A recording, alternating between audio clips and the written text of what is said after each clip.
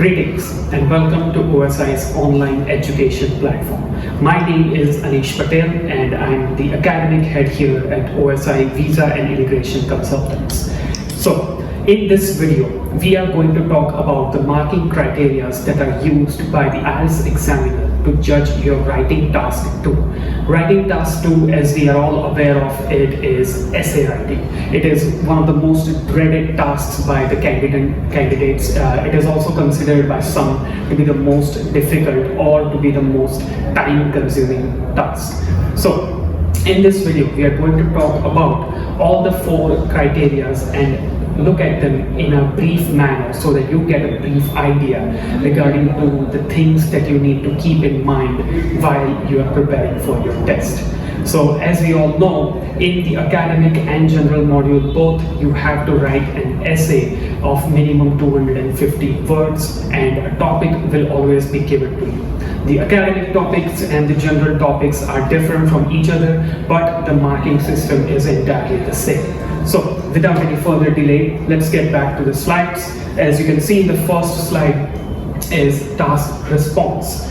In this particular criteria, the things that are being judged are multiple items, such as whether or not you answered all the questions that were asked in the task. So topic एक हो सकता है, but there can be multiple questions to that topic.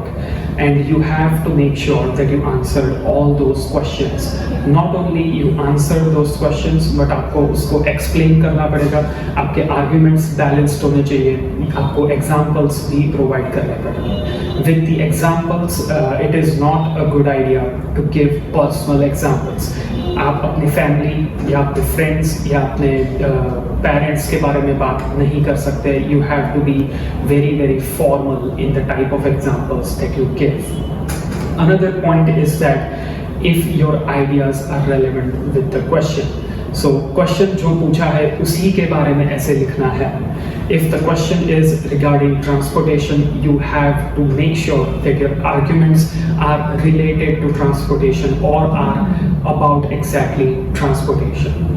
And then the last but very important thing in this is if you have written at least 250 words. Now, अगर आप कोई भी ऐसे question देखते हैं, कोई भी क्वेश्चन पेपर देखते हैं, उस पे इंस्ट्रक्शन दिए गए हैं कि you have to write a minimum of 250 words.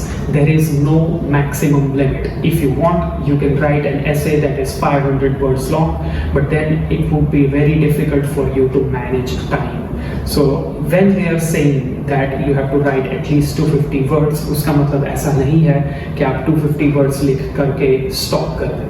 You have to write 15 to 20 extra words so that अगर आपने कोई words repeat किए होंगे तो वो words word count में से निकल जाएंगे and then you may lose marks.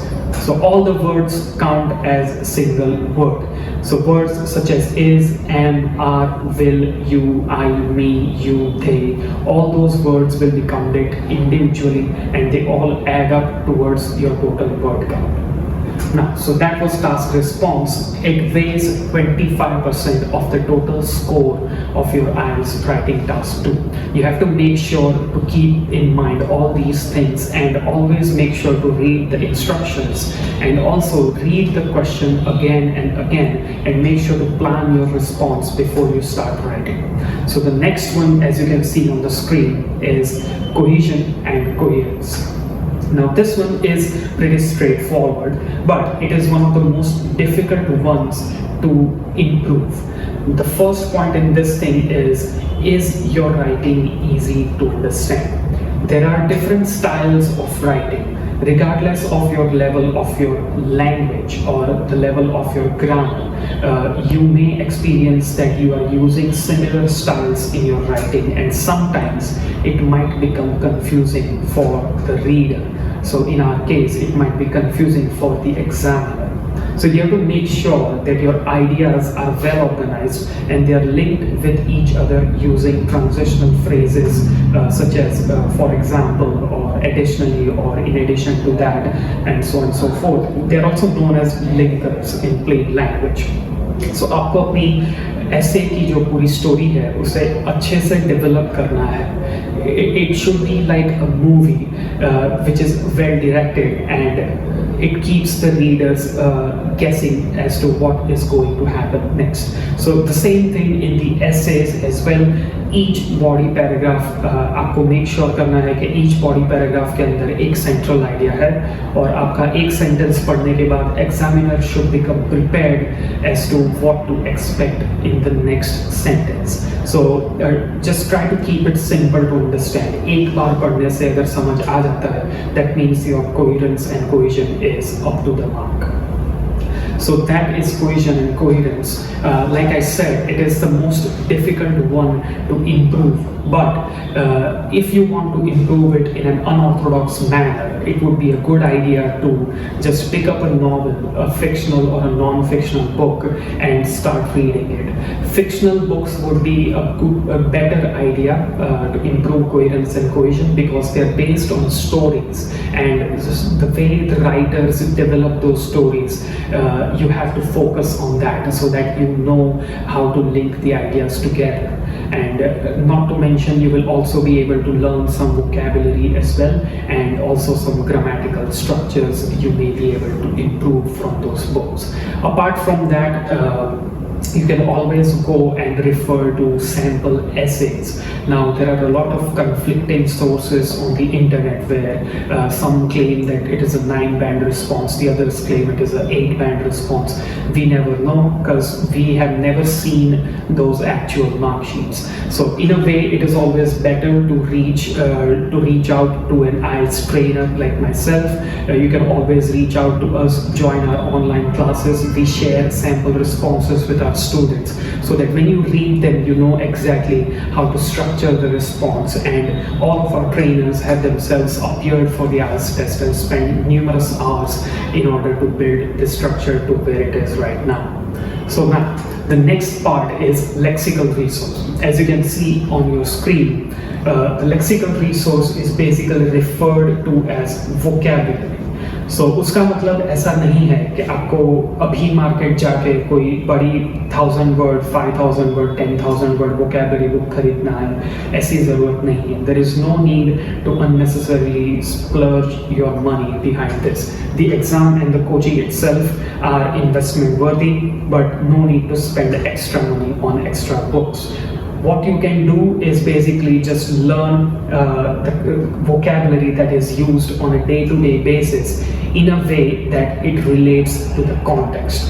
So अगर आपका ऐसे मेडिसिन पर है, तो मेक श्योर कि आपकी vocabulary है वो मेडिकल फील्ड से लगती vocabulary है. अगर आप टूरिज्म के बारे में लिख रहे हैं, तो make sure you are using the words that are relevant to the tourism industry. So in case of tourism, you might hear the words such as travel or itinerary or arrivals or departures and so on and so forth. So when you know these words, you will be able to use them, and when you use them, आपको सिर्फ एक चीज का ध्यान रखना है, that you don't repeat them again and again. When you repeat a lot of words, like I said earlier, they will exclude those extra words from your total word count, and that will mean that you will not only lose marks for lexical resource, but you will also lose marks for task response. अगर आपका word count 250 से कम हो जाता है, तो you will lose marks for task response as well. So that was lexical resource for you. It is just plain and simple vocabulary. No need to buy any expensive books. Just improve the vocabulary that you are using right now, and make sure that your vocabulary is relevant to the content. And practice the words every single day. You can't just learn new words and imagine that I will use these in the exam. You have to practice it in a day-to-day basis. Just keep using them again and again and again. And so by the time the exam actually arrives, those words will come out naturally and it will appear beautiful on your answer sheet. So the next one is grammatical range and accuracy. Now again, as you can see on your screens, grammatical range and accuracy is a two-part thing. The first part is range, which is a bit more trickier compared to accuracy. So range refers to a different type of assessment. It assesses the way, the flexibility that you have with your grammar. you have to show that you are able to use different types of sentences, different types of grammatical structures. You are supposed to use simple as well as compound or complex, or a combination of complex, compound and passive sentences as well in your written discourse. And of course, if you are a general student and you're writing informal letter, then you are also supposed to use exclamatory sentence, which makes the language even a bit more informal. Even you can add some interrogative sentences as well. It will give some variety to the examiners. So let's say if your grammar is 100% accurate and you are fully confident that you can score good marks, but in that confidence, if you fail to show different types of sentences, even if they are all written accurately, you will not score good points. So you have to make sure to use short sentences and a combination of long sentences as well. Long means more complex sentences as well. And this next part of this is accuracy, which is fairly simple to understand. Accuracy means accuracy, how accurate your grammar is. It depends on how well you use your structures as well as how accurately you write them. Sometimes you may not lose a lot of points due to some minor errors, but then if those errors pile up, they may create miscommunication. They may change the entire meaning of the sentence that you are trying to write in the actual essay. So a good idea to avoid such errors would be to always revise your work after writing. So yes, those are the 4 criteria that are used by the examiners to judge your writing, the essay writing in general and in academic module. You have to score good points in all the 4 criteria for you to be able to get an average good score. However, if you find yourself struggling with a single criteria, such as grammar for example, then don't lose hope. There are still other criteria in which you can improve your work while improving your grammar as well, and still your overall score can reach high enough. If you have any further questions or queries, or if you would like to join our OSI's online live classes, then reach out. You can drop a comment in the comment section, and I would request that you please like and share this video and also subscribe to our channel. Thank you for now, and you have a nice rest of the day.